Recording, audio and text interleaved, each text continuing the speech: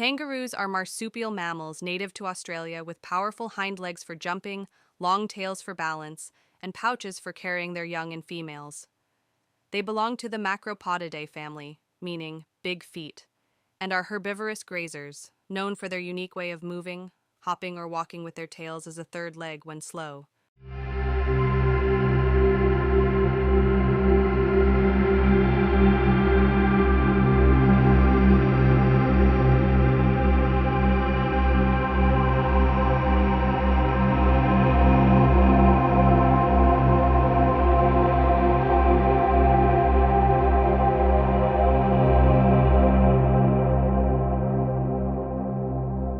Key characteristics. Marsupials. Females carry and care for their young in their abdominal pouches. Jumpers. Their strong, large hind legs make them adept jumpers, capable of reaching high speeds. Powerful tails. Their tails are used for balance when jumping or as a third leg when walking slowly. Small forelegs. Their front legs are smaller and are used for eating, grooming, or fighting. Herbivores. They eat plants such as grass and leaves. Interesting facts. Habitat.